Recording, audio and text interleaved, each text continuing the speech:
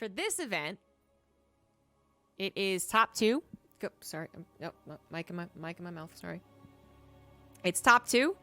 Get paid. It used to be all in on the one winner. Come on, cat. And then Scarlett was like, hey, at Apollo, can we maybe not make it that winner takes all? And he was like, let me look into it. And then it changed, which is something that would have never happened in less than 3 months with the old organization, I guess. Yeah, organization.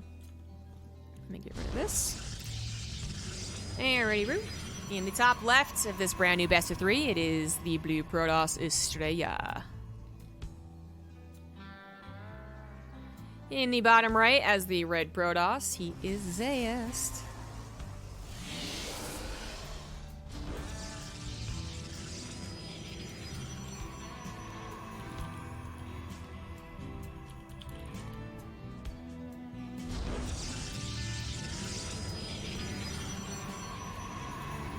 I kind of went over the spiel before, but that was the beginning of the broadcast. A lot more people are here. Someone brings up that there's not a lot of players signed up for this tournament. Korea has always been a little more difficult to get signups in general. That could definitely be argued that they have a smaller player pool, where you have a decent number of S tier players and A tier, but anything lower than that, and it gets really scarce. That could be one of the reasons. Another reason is that they definitely had more ingrained in them, had it more ingrained in them, blah, blah, blah, to not reveal practice, not reveal builds, not play against opponents that may play in big tournaments. And we had 2 big tournaments that were coming up this month until they had to move the super tournament. So there are definitely people hesitant to even sign up for a Lima League, which is usually one of the more reliable signups, just because of its consistency and pretty big prize pool. Because a super tournament, and then that got moved. Well, you still have IEM Katowice. So, and a lot of people are still like sending themselves over even if they didn't qualify. So you just generally have less people signing up in the Korean server. It's also them practicing for other tournaments. And it's also just, as I mentioned, perhaps something to do with the kind of awkward time. It's not awkward at all in terms of like being too late or too early. But in a weird way, it's expected. A lot of tournament organizers specifically cater around stream hours. So they try and make, you know, the Korean players stay up as late as possible, for instance, if they can get away with it. So to have it at 2 p.m. in Korea is actually kind of weird. But anyways, I'm not talking about that. Astrea wanted to do this versus his last Protoss opponent, but he was found out, and so he didn't do it. But this is exactly what I was talking about. It was on the flip side of the map, but the point is, put the gateway on the low ground, you do a 3-gate attack. It's exactly what Astrea is showing us here. Very powerful on Nightshade, especially if Zest does not figure it out, which he has not. Zest did get into the main base of the probe. I was not paying attention to see if that was second, third pylon. I'm guessing it was the third, but I don't know about the timing. Anyways, he did not look around for a pylon, which is very different than the previous PvPs we've had, which all had Zaun in them, and Zaun is kind of a cheesy player. So Zest doesn't know what it is. He is taking a very safe stance. His Hallucinated Phoenix will soon tell him what it is due to the lack of units in that main base. Or the structure, rather. Lack of structures in that main base. But basically, as he gets attacked. I think the Hallucinated Phoenix just barely saw those stalkers. Zest moves down to the low ground. He has a shield battery there, which is going to help. But he needs a little bit more. He's oversaturated in his main base and supply blocks. A little bit awkwardly. But extra awkward considering he's about to be attacked. And by going for that Nexus, and definitely not the fastest robo you could go for, he might just die. He might just die.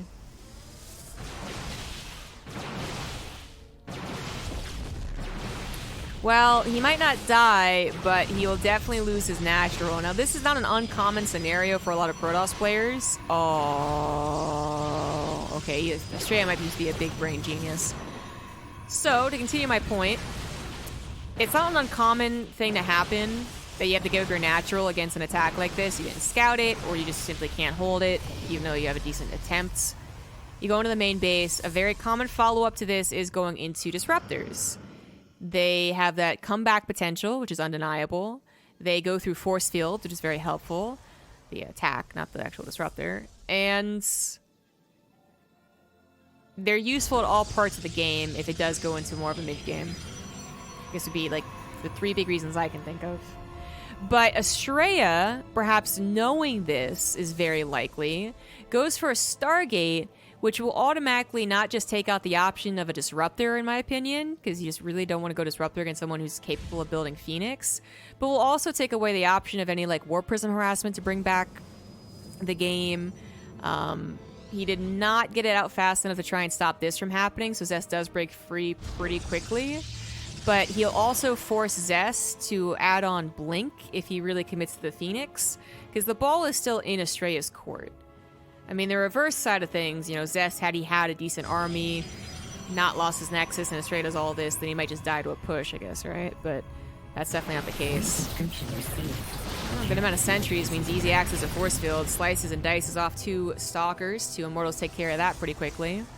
Phoenix will also be able to lift some very key units with either Disruptors or Immortals, and if he wants to try and win off of this, which apparently he does, he's gonna have to take those units out of the equation. So I really like the Stargate follow-up. It was scouted by Zest, though, which I think is going to keep him apprehensive for all of the reasons I just listed before this sentence. But what is his actual decision? It looks like he's just going to go ahead and defend. It's so hard to tell right now, though, because he has to reserve sentry energy. If his opponent is actually really 100% just going to totally all in, or if he's going to try and macro and just go into a Phoenix thing and have a super late natural. We know what it is, though, and it's a total all-in. Zealots jump on top of the sentries, but good force fields once again. Phoenix jump on top of the sentries, but after they've already bought so much time against the other units here, well, there aren't really that many Stalkers to take out the Phoenix with one shot. They are trying to take them out of the equation. Now focus firing, especially as they lifted the Immortals. Immortals had their shields popped. There we go. Shields popped. No Warp Prism Micro here for Astrea, and Zest has absolutely held this. Zest is still best at that PvP. Damn.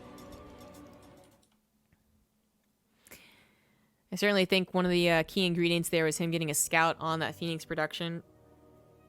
He could have played maybe more reserved and stocked up his force fields even sooner, but seeing the Stargate, figuring out, you know, obviously no Nexus as well, but also what that could mean as an aggressive tactic, and kept him on edge. No silly mistakes, no attempt to go across the map with a Warp Prism, no attempt to add on unnecessary technology. Just build units and defend. Thank you, Teddy Triple. Oh, he almost got me. For the 13 months. Hey, nearly enough. I love your commentary, and I watch old ESL casts with my go-to bedtime shows. Appreciate what you do. Thank you.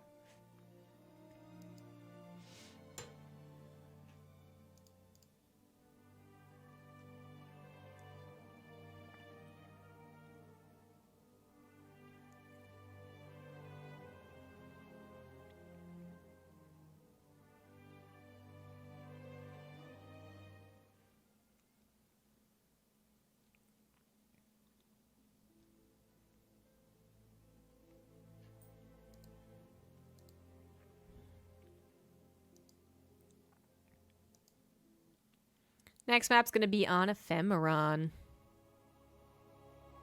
Astrea has had some pretty strong runs in a lot of tournaments, but has always been slapped down eventually by one Korean Titan or another, as he is participating in all the Korean tournaments because he's in Korea. And today might just be Zest's amazing PvP. In the bottom right, down 1, it is Astrea. In the top left, it is Zest, who might not have always been best, might not always will be best. English hard. May not be best in the future. There we go. But he is generally one of the best at PvP. No matter what stage of PvP it's been, and PvP has been through a roller coaster in Legacy of the Void. For the last, like, year and a half, 2 years, it's been pretty stable. Pretty much since we stopped seeing a lot of super late games. Which at this point was a long time ago. It's been pretty much the same.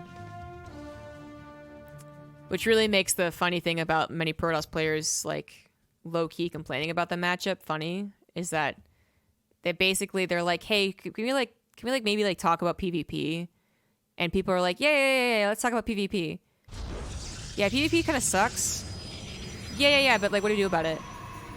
Honestly, we don't know. Oh, okay then. That's kind of what happens. And it happens like every 4 months. Like recently, Hearthstone made a Reddit thread that was literally that exact conversation, but with more words. But it's been the same for a long time, so nothing's really going to change. Because, of course, you change one thing in one matchup, changes everything else in other matchups. Tough to be a Protoss player, man. Astrea is going to put down a fake proxy pylon this time. His aggression last game did not work out. Zest was very cool-headed during the entire thing. I really do applaud.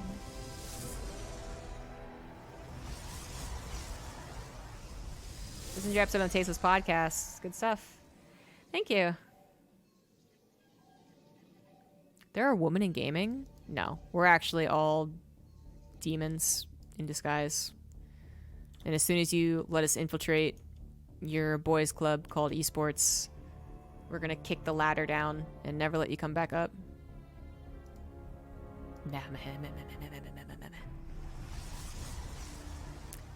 Both of them going for soccer openers, actually. Astrea is scouting maybe a little bit here. He saw a low ground pylon, which is the first step to playing a macro game, but basically every Protoss does this, even if they're actually attacking. Astrea did it last game with his 4th pylon, I guess. Well, Zest lets his pylon finish, which in this case I think is actually really nice. Stalkers don't get to go forward, don't get to take any aggressive stances on top of ramps.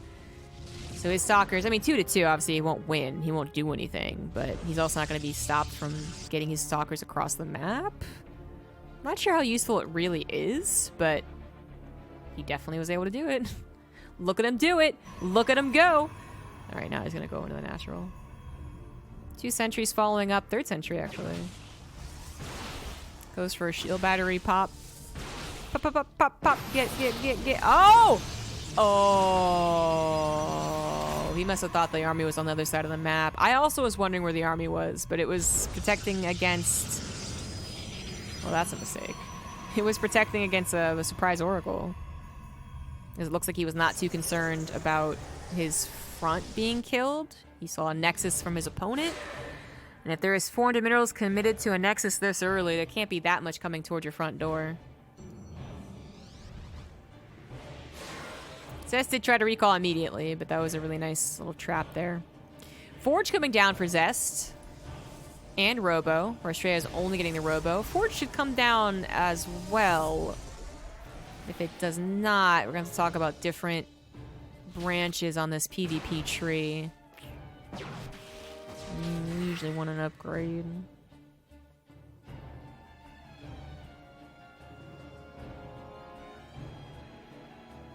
How's your back pain? You don't seem like you're fidgeting around as much as these. I feel like occasionally I'll have like days where I like... What's the word? Shit, what's the word? Fidget's not the right word. I'll like shake my leg. You know what I mean? Dang damn it, it's not the right word either. There'll be days where I bounce my legs up and down, and then like people will be like, "Wow, like this must mean something." And it's like, no, it's just a day where I'm fidgety. My back problems had nothing to do with the amount of fidgeting I did. That's a really weird correlation. It's definitely not at all the case. But in general, to answer your question, my back is fine.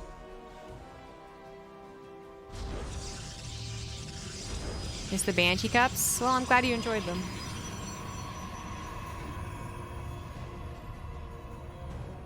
Astrea is in Korea. Alright, we got Lucid Phoenix from both players scouting out. This Phoenix did see the tail end of Astrea's move out, I believe. Zest not being too afraid of it, though. He's got an Immortal on his side, 1-1. No Warp Prism.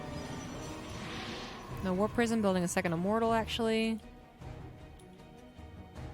He's got an observer on his side. Watch out, everyone. And he has one more sentry, but he does have a shield battery. Is he going to regret not taking this seriously? I mean, Astrea did not go for a forge, and he is trying to apply that pressure. He has a very slight... No, not even... He doesn't actually have a lead anymore. He has a slight opportunity, a small opportunity to do something, but it's already kind of been lost. And now he's going to be down an upgrade, down an immortal. Yeah. Yep. That's it. Astrea adds on a robotics bay, though. We'll see if he's going to go into Colossus again. Maybe that was actually something he's experimenting with and he actually likes to do. Or he's a bit of a fluke. Come on, Disruptor. Give me the Disruptor. Do it. Do it. Kill him. Ooh, double hallucinated Phoenix getting caught? That's not so good. It's a lot of energy to waste. He's going to do it again? When he doesn't see that Astrea is taking the third base? I mean, I guess they saw the army size, so it's not concerning, but like, woof, it's a lot of force field energy not going down to force fields. Ooh, they got the snipe on the Warp Prism. Immortals have to be recalled out if Astrea has a recall. Was he chrono boosting too much? Is his mechanics too good? Or his mechanics too good? Uh-oh. And the Immortals are actually, I think he was hoping they could buy a little bit more time because he was so close to having a recall. But the force fields come down with the Zealot warp in as well, I think that was. That was a sick little capture right there. Zest grabs 2 Immortals and a Warp Prism. No more worrying about being harassed. No more worried about being freely scouted. Well, I guess Hallucinated Phoenix exists. No more worried about being harassed. And not worried about losing the Immortal War, that's for sure. And Astrea will have to replace his. Third Nexus is almost done for our blue Protoss. Unfortunately, Charge is even further away from finishing, and +1 is also going to be far away from finishing. Half of a wasted chrono. Oh my god, it hurts. Probe's going down. Another pylon has to be canceled. Thank you for appeasing the unreliable. This is a very effective drop, and while Zest loses an Immortal, he keeps 1 alive and his Warp Prism, and he just delayed so many important upgrades. I mean, so many. This was so effective. Would have been cool to save both Immortals, but this was leagues better than Astrea's attempt at a drop, and he really needs to get back on it. But the Disruptor is here! Goes for a couple of sentries right there. Not too bad. Could have been worse. Zest did a last-minute split that made it okay. Oh, depth scout, really. Zest is moving forward. He's got 8 gateways to 8 gateways, 3 bases to 3, or almost 3 bases to 3, but he's got +2 compared to Astrea's nothing, nada, zilch. Can't think of any other ways to say 0. And also, he doesn't have charge. Charge never restarted. The pylon has not reached the charge until just now. Double chronos going into that. He needs at most a sapling, my dude, but it's not going to be enough. The Disruptor has got to do something. Grabs the Adepts, grabs a lot of health off the Immortal, but even a couple Stalkers moving from the backside. So many Zealots collapsing in on an Archon, to be fair, which is usually pretty effective with the Archon. But there is just too many. The shield batteries did not hold up, and Astrea is going to be taken out 2-0 here, thus ending his streak. And unfortunately, not going to gain any points or any cash from this. But he does gain a lot of practice, especially against a PvP Titan like Zest. Not ready to give up yet, despite losing his third base, so many units, his workers. He's not going to give up. Never give up, never surrender.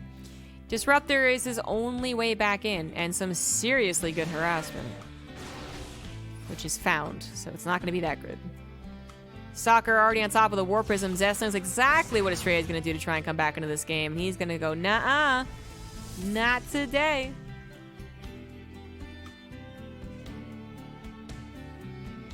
Astrea goes back into Disruptors, realizing that is his literally only chance of coming back.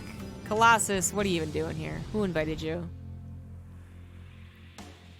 Zest can just go ahead and try and, I mean, probably won't max out, but get to, what, like 180 supply with +3, and oh no, the Warp Prism, that's so crucial to even having a comeback at all.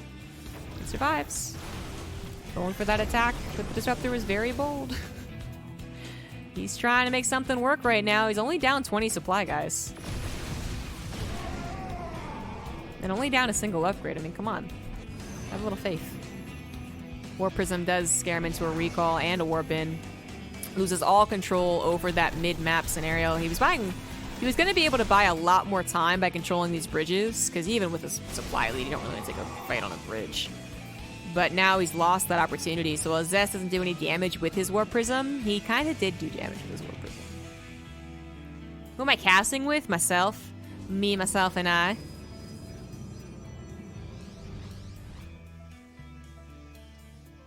I would try to go for like a Maynard co-caster attempt, but then I would break my throat, and I don't want to do that.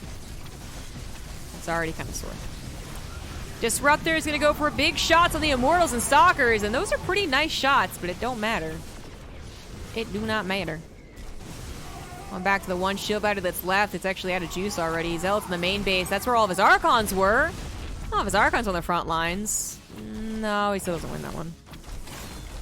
More passing questions. Oh, dear God. You see that much of a paragraph in Twitch chat, and you generally ignore it. But I know you, cool. I'll get around to it eventually, maybe. Remind me. Archons look like they were blocked out by that pylon. I don't think he holds with the Archons on the front lines, but that actually would have been a lot more interesting. It would have been a lot more interesting. I still think he needs a couple of good Disruptor shots, because he's also still making up for a 2 upgrade disadvantage. He's gonna have to cancel that one Disruptor shot and skedaddle. It's not worth it. It's not worth it, dude. It's not worth it. 13 probes did go down in the engagements that he barely held on to. Single Zealot has to be taken care of, but that is 1 Disruptor shot down as he moves forward into the map. It's a pretty good number of Archons, but not much else. It looks like Zest is tired of dealing with Disruptors and potentially throwing this game. He's going up to 4 bases, but he's going to go ahead and add on a Stargate, and that will be the easy peasy way of dealing with Disruptors. It's so powerful, not just because they can lift them out of the equation, as they can any unit. Well, almost any unit. It's very powerful because all they have to do is lift them while they're attacking, and it cancels the shot. Even if the Phoenix dies afterwards, it's absolutely worth it. Zest might not even be able to get to Phoenix before he wins this game. Takes a pretty powerful position on the high ground around the natural of Astrea after canceling his third base and once again getting to the main. There's a lot more units to respond this time, but the probes and the natural go down, and that is not enough protecting that one Colossus. Astrea now at half the supply overall. Plus 1 shield's about to finish up here, and that is finally that. GG. Zest 2-0's Astrea, and we'll move on to face Bomber.